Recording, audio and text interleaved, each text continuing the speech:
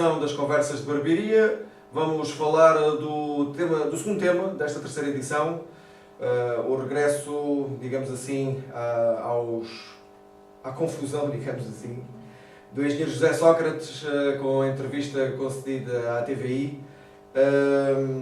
Uma entrevista que já se esperava que o engenheiro José Sócrates dissesse aquilo que acabava por dizer, num clima bastante complicado para ele, depois do Partido Socialista ter perdido as eleições, em que ele próprio responsabiliza... Perdeu? Exatamente, perdeu as eleições e ele próprio responsabiliza tudo aquilo que sucedeu com ele para o facto do Partido Socialista perder as eleições. O que é que vocês acharam da entrevista de Sócrates à TVI? Eu acho que era o esperado e acho que tu descreveste perfeitamente aquilo que acaba por nos suscitar a todos, que é a confusão. Porque assistimos aqui já a uma luta de poderes entre o poder social e o poder político, que o cidadão comum, que acho como nós, eu pelo menos me questiono muitas vezes, pergunto-me, mas afinal, quem é que tem razão no meio desta confusão toda? Tu tens um processo judicial em curso, cujas provas ou cujos argumentos também não são muito claros, nem são muito do conhecimento da opinião pública. Nós não percebemos muito bem o que é que fundamenta ou o que é que justifica a prisão de José Sócrates. Mais uma vez especula-se, fala-se de muitas fraudes, acreditamos que algumas delas tenham fundamento, também não sou tão ingênuo ao ponto de pensar que se constrói toda uma teoria em que não há ali qualquer coisa que exista de verdade. Por outro lado, temos José Sócrates, um animal político como há muito tempo não se via em Portugal, capaz de mobilizar o PS como mobilizou, capaz de continuar a mobilizá-lo mesmo depois de tudo aquilo que tem acontecido. Juntou 400 pessoas num almoço. Exatamente, de apoio. E que agora chega novamente e que consegue, sempre com o seu discurso atacante e banco estruturado, descredibilizar toda esta teoria e lançar a confusão, nitidamente, de quem está a assistir. Que se estiver com atenção àquilo que ele está a dizer, praticamente com o seu poder persuasivo, ficas convencido que estás perante um inocente que está a ser alvo de uma cabala.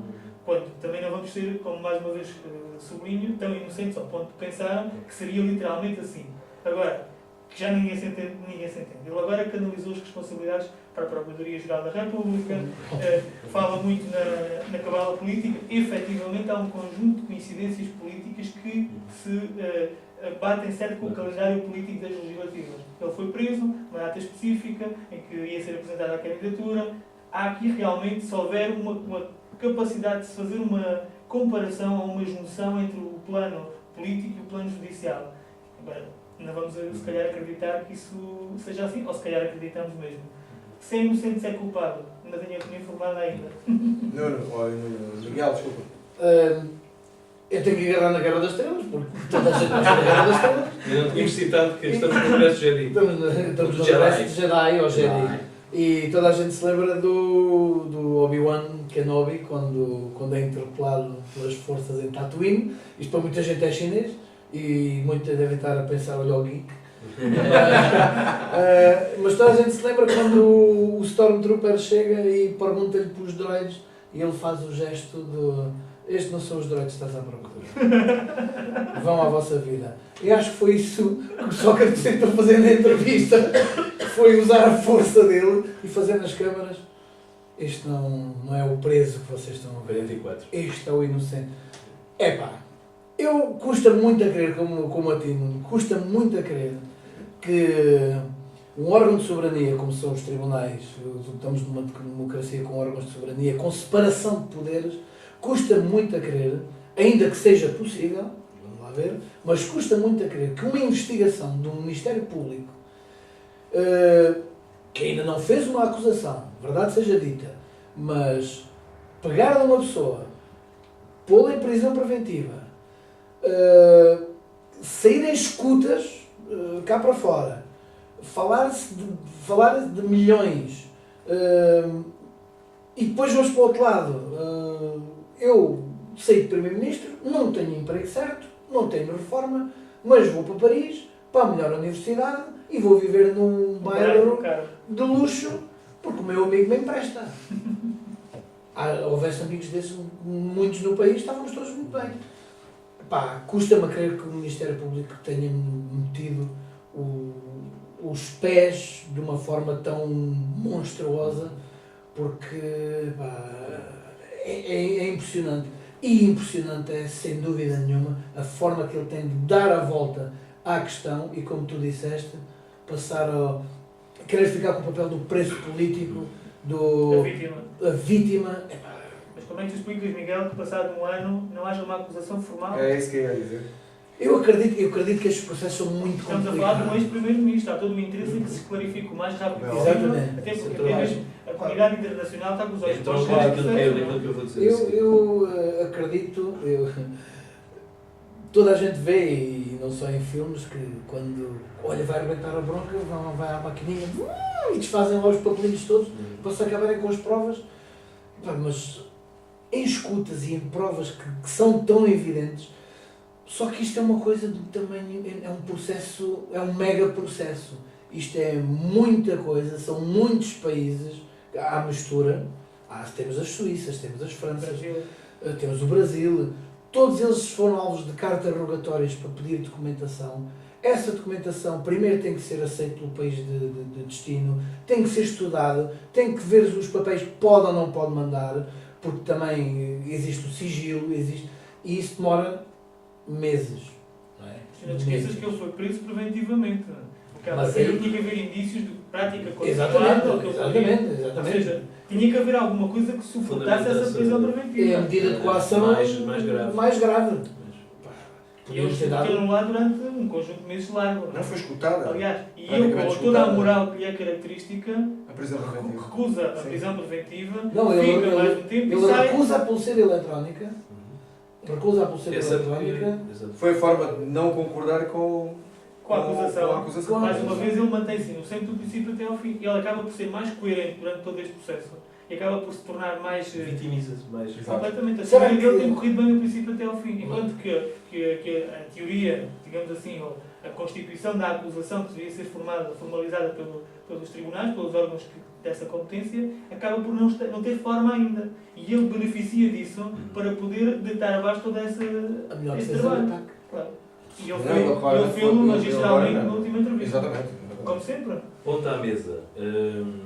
Recuando um pouco nesta nossa conversa, neste momento José Sócrates assume as luzes novamente os holofotes da opinião pública. Sim. Ele capitaliza, ele está sozinho no palco. E pegando naquilo que o Miguel disse, um ex-primeiro-ministro que está efetivamente detido durante um ano, praticamente um ano. Se agora não houver aqui efetivamente por parte do Ministério Público e por parte do Poder Judicial efetivamente algo que seja muito substancial, é realmente para a justiça portuguesa algo de brutal. Portanto, eu estou em querer, cá está. Quando dizíamos há bocado só tínhamos uma parte, não tínhamos contraditório ainda, só tínhamos a versão de Rolando Almeida e não tínhamos ouvido no Sim, Nucinha. aqui também. Mais uma vez, José Sócrates é extremamente hábil. Hábil. É hábil. Ele, repara, ele depois é assim, José Sócrates tem uma relação com comunicação social, e eu estou a falar um bocado, a minha costela também relacionada com a comunicação social, que às vezes me custa um bocado como é que há, efetivamente, pachorra, digamos assim, para este tipo de comportamentos. Ele vilipendia e subalterniza a classe jornalística.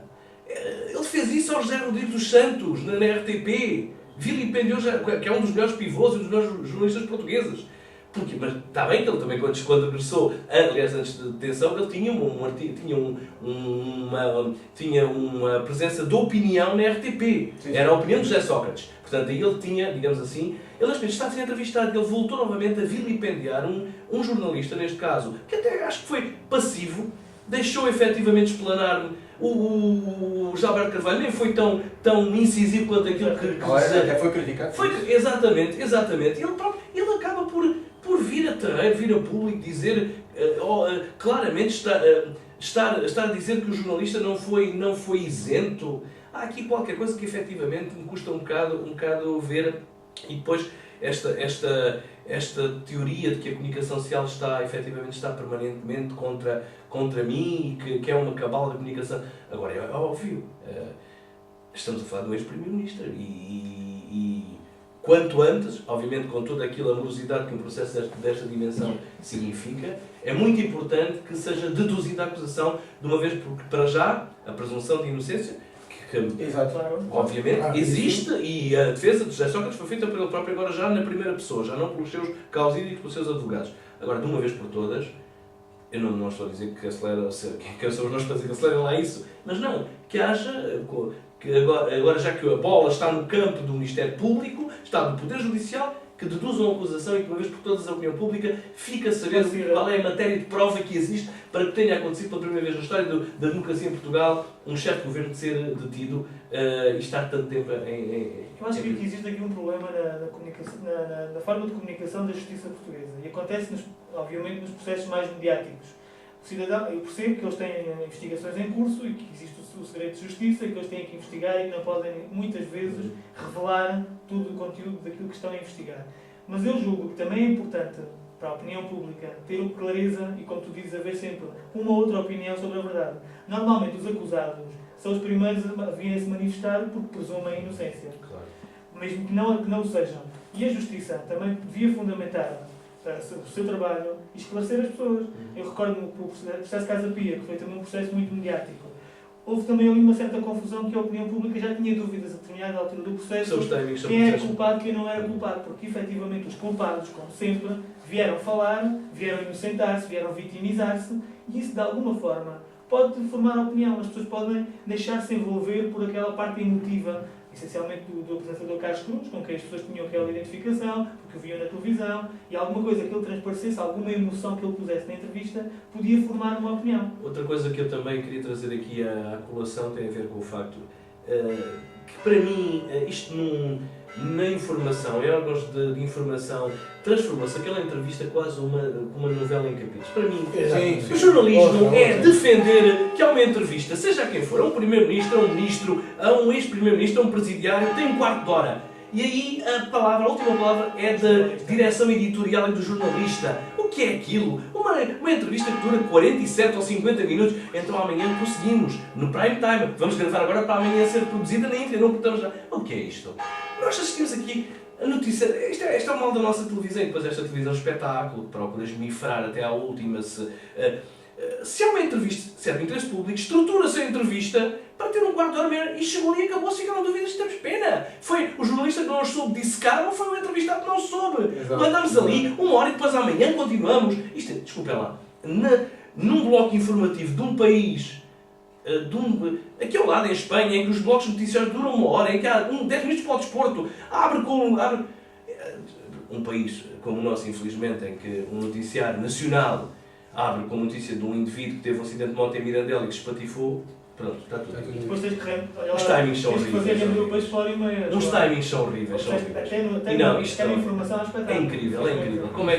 Como é que uma entrevista se consegue... Uma entrevista que estaria programada para meia hora no máximo, depois dura uma hora naquele dia ou 50 minutos, passa para o dia seguinte, mas pronto, tudo bem.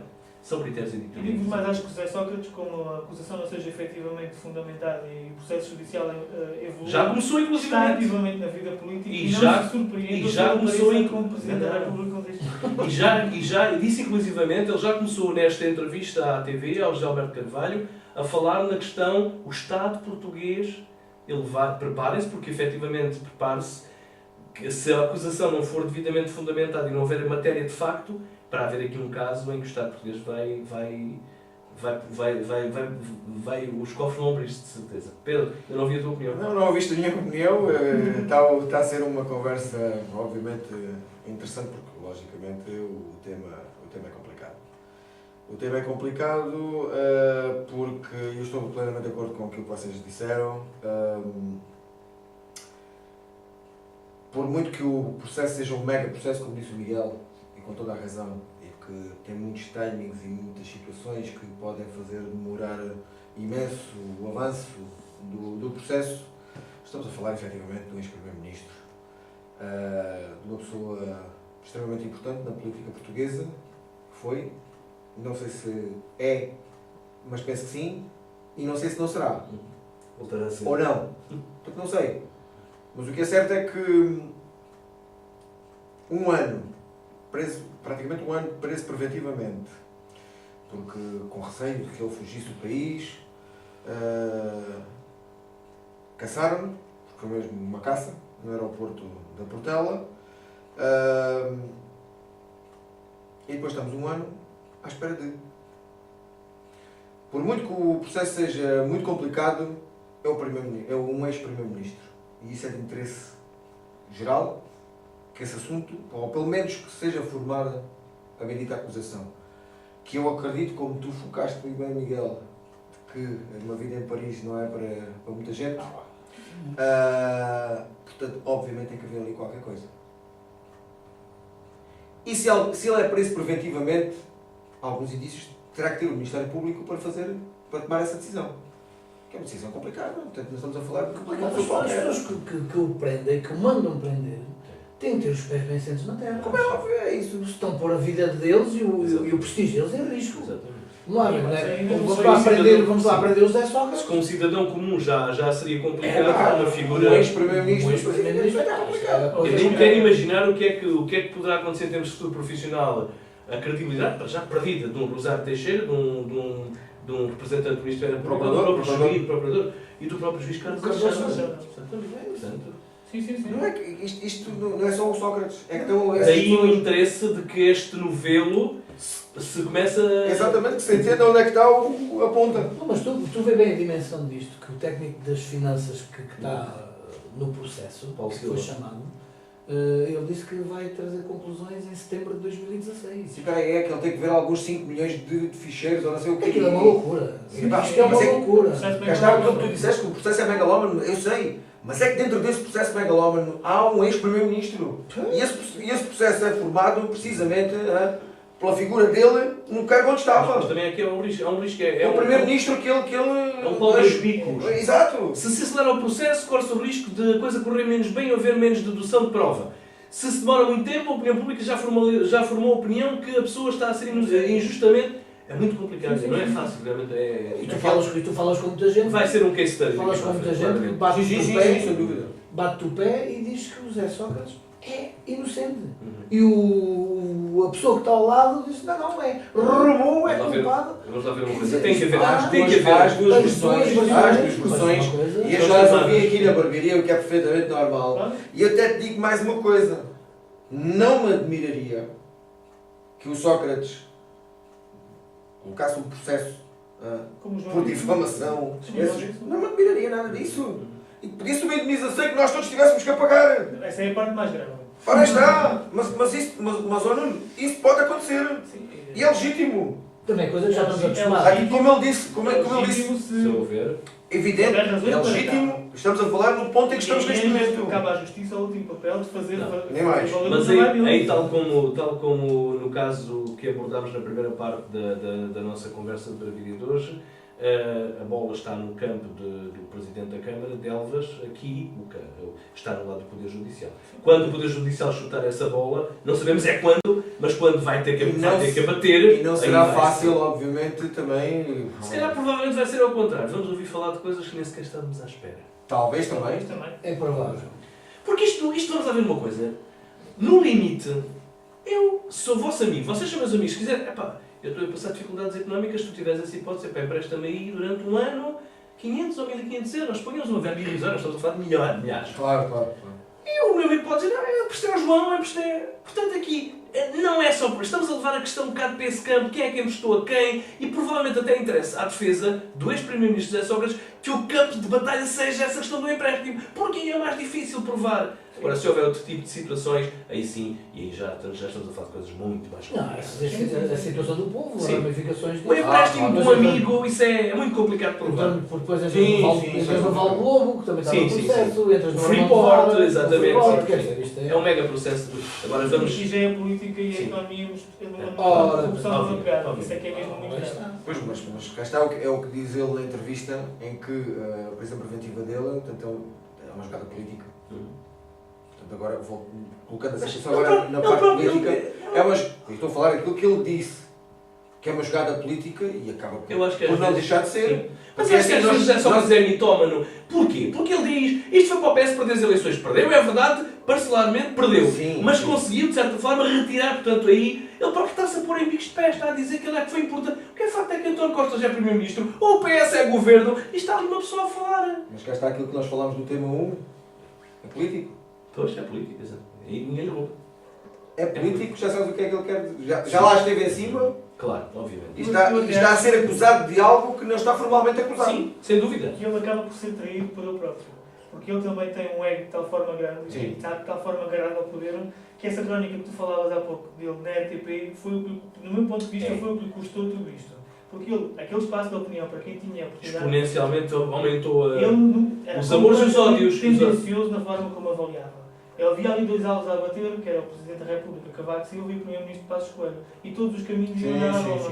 Mas E daí ele até ao batia ponto de sempre- dizer que foi Cavaco Silva e Passos Coelho que fizeram-se tornar um processo judicial também entrava Não, só que estou a dizer com isto é que ele, com todo este trabalho que fez, semanalmente estar a dar nas mesmas cabeças, ele ia ali criando alguma nossa e criando algum incómodo. Claro. E isto, no meu ponto de vista, também contribuiu para que as coisas se precipitassem para lá. Mas dentro. só espero Se ele tivesse quieto e que ele ali no canto dele, as coisas tinham sido diferentes. Mas o povo o que é que pensa? Pensa assim, isto agora o governo mudou, agora vão ser os do outro lado que vão começar a cair. Também. Então, afinal o poder político está ligado ao poder judicial Claramente. ou não? Está.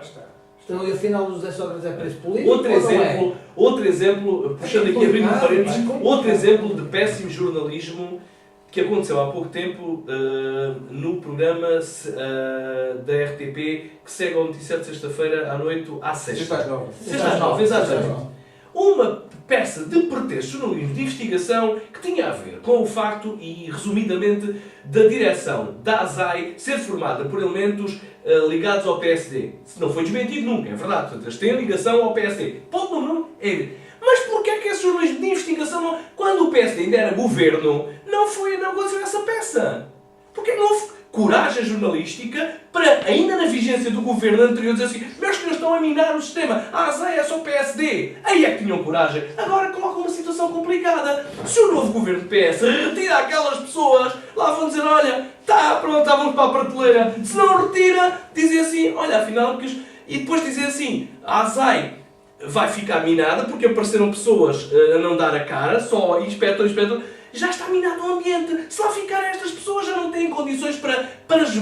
Mas se forem retirados o PS agora fica também numa situação complicada, que é o governo. Por isso, olha, lá foram-nos ao arrepio. Portanto, isso para mim não é jornalismo de investigação. Seria esta peça, quando há 4 ou 5 meses Passos Coelho era Primeiro-Ministro, tinham dito: a ASAI está minada por indivíduos do PSD. Aí sim, era corajoso. Agora, nesta altura é bater no ceguinho, desculpa a expressão. É bater é chover no molhado. E coloca o governo numa má posição. Nem serve o próprio governo de que é PS, porque fica numa camisa ali, numa camisa de forças. Se os demitem, lá está eles já a tirar os outros só porque eram do PSD. Se não os tira, o ambiente interno da ASAI está minado. Afinal, isto Isso é o problema, mas isso é o problema também. o quarto poder da comunicação certo já não é o quarto poder. Eu não quero chegar a ser que se quer essas conversas. João, isso é o grande problema que tem a RTP. Pois, tudo que é televisão. É RTP. a comunicação social. RTP porque é pública, a TVI porque é de um grupo espanhol da Prisa, assim porque é do Balsemão, nós por sermos da barbearia. Não podemos dizer mal. Pode, não há problema nenhum. Não, obviamente não. Dizer mal, não é? Sempre. Estamos à vontade. Mas de forma construtiva, idealmente de forma construtiva, cada um dizendo dando a sua opinião, mas já viram aquilo. Nós tínhamos escolhido para título desta parte o Regresso do Jedi, ou do Jedi, em vez de ser, o Pedro teve aqui uma expressão que é: veio para a confusão. Portanto, veio da prisão para a confusão, não foi do cabaré para o convento, veio da prisão para a confusão. Não tenho mais pequena dúvida em relação a isso. E vamos ver, próximo isto ainda tem muito para mas como eu tenho para mim que nós, quando estivermos, se Deus quiser, daqui a um ano, a gravar a edição mais perto do Natal das Conversas de Barbearia, se lá chegarmos, acredito que sim, plenamente, ainda vamos, se calhar, recuperar este tema. Eu lancei é provável. É provável. Começar a fazer perdidos e achar. Onde é que estavas no vice? Onde é que estavas? Em vez de ter retornado um Jedi, retornou o lado negro. Exatamente. Ok. A confusão está instalada, como podem ver, não temos qualquer tipo de problema em debater, seja que assunto for, de uma forma construtiva, como podem ter visto.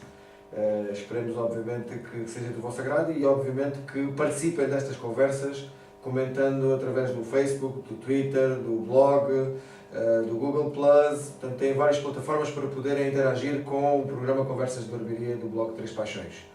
Aqui fica o fim do segundo tema. Amanhã, o terceiro tema para fecharmos a terceira edição da conversa.